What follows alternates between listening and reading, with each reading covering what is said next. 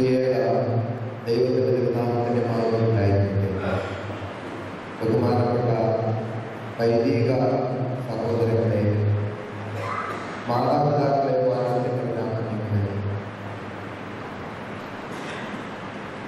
നമ്മുടെ സഭയെ സംബന്ധിച്ചിടത്തോളം കർത്താവായ യേശുക്രിസ്തുവിന്റെ ജീവിതത്തിൻ്റെ ചരിത്രത്തിലെ അവസാന അധ്യായം എന്ന് വിളിക്കപ്പെടാവുന്ന ദിവസങ്ങളാണ് ഇനി ഒരാഴ്ചക്കാലം.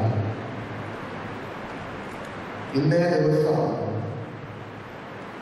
കർത്താവായ യേശുമിശിഹായിക്ക് പ്രൗഢഗംഭീരമായ ഒരു വരവേൽപ്പ്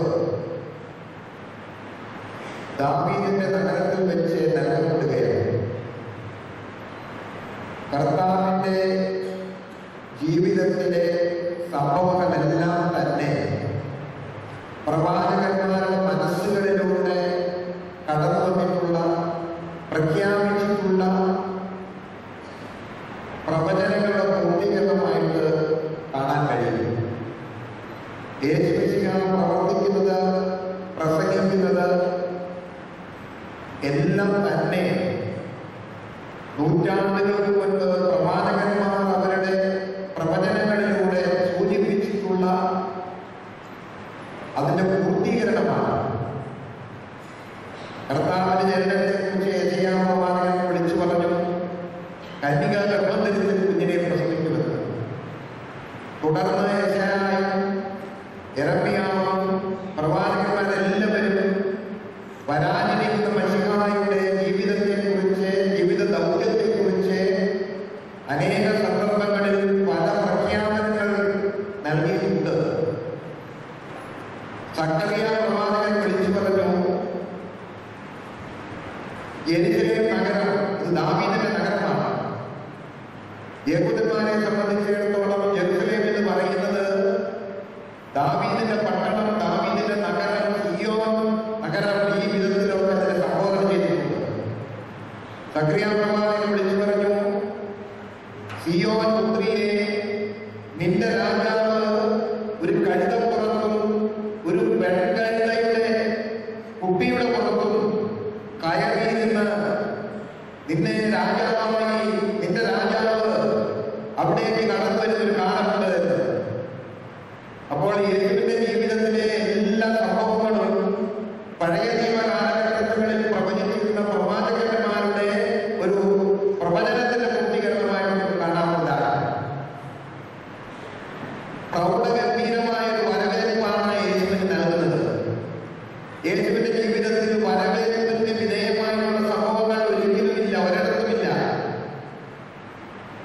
സമൂഹത്തിൽ ഒരു വരവേൽപ്പ് ഒരിക്കലും ഒരുപക്ഷെ ഭൗതികമായി നമുക്ക് ഇഷ്ടമാണെങ്കിലും യേശുവിന്റെ ജീവിതത്തിൽ അത് ആദ്യവും അവസാനവും ഒറ്റ വരവേൽപ്പേ ഉണ്ടായിരുന്നു. അത് ഹോശാന പെരുന്നാളിനാണ്. അത് ഒരു പ്രീ അറേഞ്ച്ഡ് വരവേൽപ്പായിരുന്നില്ല. ഓഫാനായിട്ട്, ആക്സിഡന്റലായിട്ട് കർത്താവ് യഹൂദന്മാരുടെ പെസഹ പെരുന്നാൾ ആഡംബരപൂർവ്വം യെരൂശലേമിൽ ആഘോഷിക്കുവാൻ ഒരുങ്ങുകയാണ്. ആ സന്ദർഭത്തിൽ ശിഷ്യന്മാരോട് വിളിച്ചു പറയുന്നുണ്ട്, നിങ്ങളൊരു കഴുതക്കുട്ടിയെ സംഘടിപ്പിക്കണം. എവിടെ നിന്ന് സംഘടിപ്പിക്കണമെന്ന് പറയുന്നുണ്ട്. ആ കഴുതക്കുട്ടിയെ സംഘടിപ്പിച്ച് കൊണ്ടുവരുന്നത് എന്റെ ആവശ്യത്തിനാണെന്ന് പറയുന്നുണ്ട്. വളരെ വിസ്തൃതമായിട്ടൊന്നും ശിഷ്യന്മാരുടെ കാര്യങ്ങൾ ഗ്രഹിക്കാൻ അറിഞ്ഞിട്ടുള്ളവരെ ആ വിധത്തിൽ ബോധവൽക്കരിച്ചിട്ടില്ല. ആ കഴുതക്കുട്ടി വന്നു കഴിഞ്ഞപ്പോൾ കർത്താവ് അതിന്റെ പുറത്ത് കയറിയിരിക്കുകയാണ്. ഉടനെ തന്നെ അവിടെ ഓടിക്കൂടിയ ആളുകൾ യാതൊരു മുന്നറിയിപ്പും കൂടാതെയുള്ള വിധത്തിലുള്ള ഒരു വരവേൽപ്പ് നൽകുകയാണ്. സാധാരണ കാതോലിക്കന്മാരെയൊക്കെ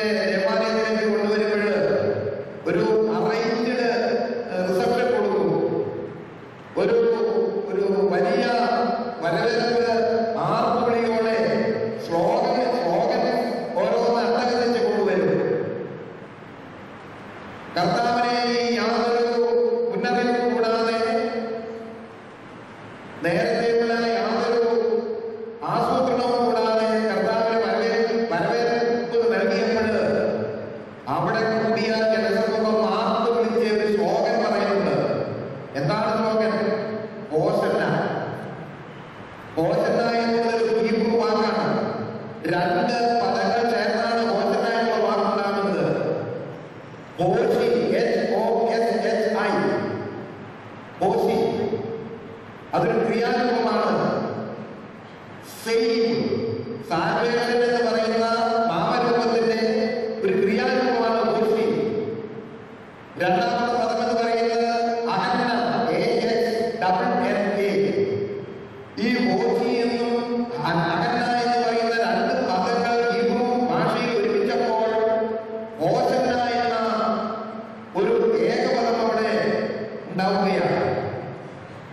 ആ ശ്ലോകം ജനങ്ങളിൽ ഇങ്ങനെ വിളിച്ചു പറയുകയാണ് ആഹ്ലാദത്തോടെ. കുട്ടികൾ അവർ മാത്രം വിളിക്കുന്നു. ആഹ്ലാദത്തോടെ ജനങ്ങളോട് സന്നിഹിതരായിട്ടുണ്ട്. കാരണം ഏതാനും ദിവസങ്ങൾക്ക് മുൻപാണ് ഭൂലോകത്തിൽ ഒരിക്കലും കേട്ടിട്ടില്ലാത്ത വിധത്തിൽ മരിച്ച് 4 ദിവസം കഴിഞ്ഞ ഒരു യുവാവിനെ കർത്താവ് ഉയർത്തെഴുന്നേൽപ്പിക്കുന്നത് ലാസർ. ആ വാർത്ത കാട്ടുതീ പോലെ ജെറുസലേമിലും യഹൂദിയായാലും ഗലീലായാലും എല്ലാം കാട്ടുതീ പോലെ പറഞ്ഞിട്ടുള്ള വാർത്തയാണ്. കർത്താവായ യേശുക്രിസ്തു 4 ദിവസം മരിച്ചു കഴിഞ്ഞ് 4 ദിവസം കഴിഞ്ഞ ഒരു യുവാവിനെ ഉയർത്തെഴുന്നേൽപ്പിച്ചു എന്നുള്ളത്. ജനങ്ങളുടെ ആഹ്ലാദം പറഞ്ഞറിയിക്കുവാൻ നിവൃത്തിയില്ല. പെസഹ പെരുന്നാൾ അടുത്തടുത്ത് വരികയാണ്. യഹൂദന്മാരെ സംബന്ധിച്ചിടത്തോളം പെസഹ പെരുന്നാൾ എന്ന് പറയുന്നത് അവരുടെ ജീവിതത്തിന്റെ ഒരു സ്വാതന്ത്ര്യത്തിന്റെ, അവരുടെ ഒരുമിക്കുവാനുള്ള അവരുടെ ആഹ്ലാദത്തിന്റെ, യഹോവയോട് നന്ദി പറയലിന്റെ, അതുപോലെ തന്നെ ഫറവോ രാജാവിനോടുള്ള യഹോവയുടെ കോപത്തിന്റെ ഒക്കെ ഉള്ള ഒരു പ്രതീകമാണ്. അതുകൊണ്ട് പെസഹ പെരുന്നാളിന് ഒരുങ്ങുമ്പോൾ കർത്താവായ യേശുക്രിസ്തുവിനെ ഒരു വരവേൽപ്പ് അവിടെ ലഭിക്കുകയാണ്. ഒരുപക്ഷെ ആ വരവേൽപ്പ് ഒരു അനിവാര്യമായിരുന്നു. സക്കറിയാ പ്രവാചകൻ പറഞ്ഞതുപോലെ യെരൂശലേം പുത്രീ, നിന്റെ രാജാവ് ഒരു കഴുതപ്പുറത്ത് വരുന്നു, പെൺകഴുതയുടെ കുട്ടിയുടെ പുറത്ത് കയറി വരുന്നു. ആ രാജാവിനെ സ്വീകരിക്കാൻ തക്കവണ്ണം നീ ആഹ്ലാദജനതയായി ഒരുങ്ങുക എന്ന് സക്കറിയാ പ്രവാചകൻ വിളിച്ചു പറയുന്നത് പ്രവചനത്തിന്റെ പൂർത്തീകരണമാണ്. മാത്രമല്ല ഈ ശ്ലോകൻ വളരെ അർത്ഥഗംഭീരമായ ശ്ലോകനാണ്. എന്താണ് ശ്ലോകൻ?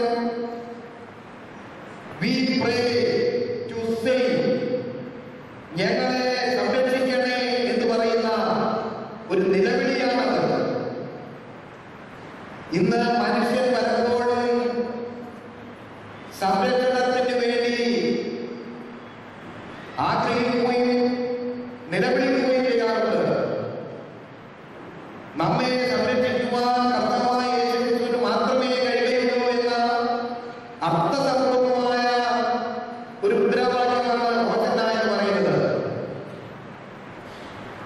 ഭൂമിയിലേക്ക് ഇന്നലെ നാം ഭൗമദിനം ആചരിച്ച് ഭൂമിയുടെ നിലവിളി ഉണ്ടെന്ന് നാം ഇന്നലെ രാത്രി കേട്ടു. ഭൂമിദേവി ഇപ്പോൾ നിലവിളിക്കുന്നത് എന്നെ രക്ഷിക്കണം, എന്റെ ജീവൻ നഷ്ടപ്പെടാൻ പോകുന്നു,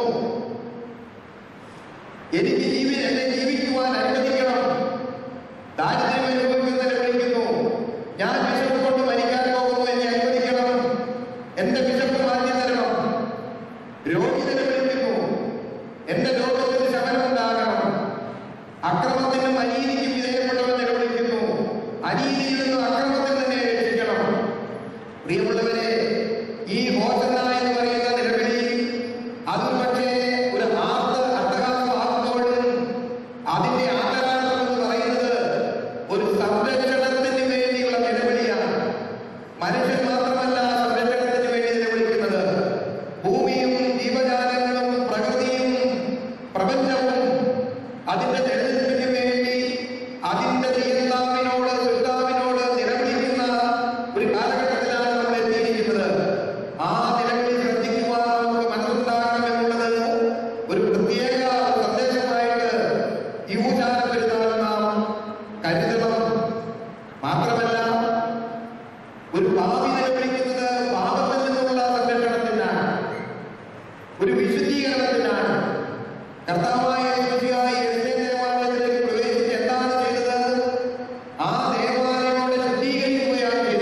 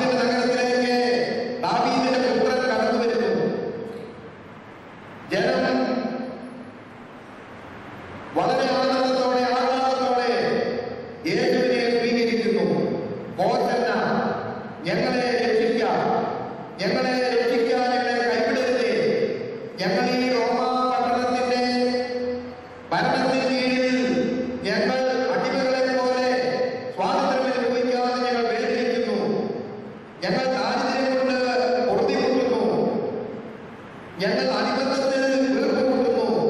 ഞങ്ങൾ എല്ലാ വിധത്തിലും ഞങ്ങൾക്ക് സഹായം ആവശ്യമുണ്ട്. ഞങ്ങളുടെ രാജാവായി അങ്ങയെ ഞങ്ങൾ അവരോധിക്കുന്നു. ഞങ്ങളുടെ പ്രതീക്ഷയും ഞങ്ങളുടെ എല്ലാ ആശ്രയവും സങ്കേതവും അങ്ങിൽ ഞങ്ങൾ സമർപ്പിക്കുന്നു. ഞങ്ങളെ സംരക്ഷിക്കണം.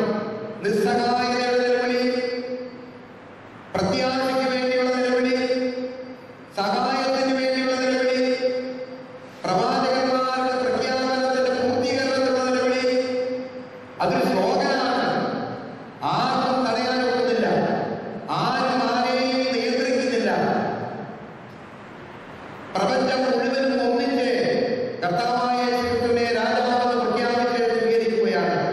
ഞാൻ വാക്കുകളോട് ദീർഘിപ്പിക്കുന്നില്ല. കാരണം നമ്മുടെ ആരാധനയെല്ലാം വളരെ ദൈർഘ്യമുള്ളതാണ്.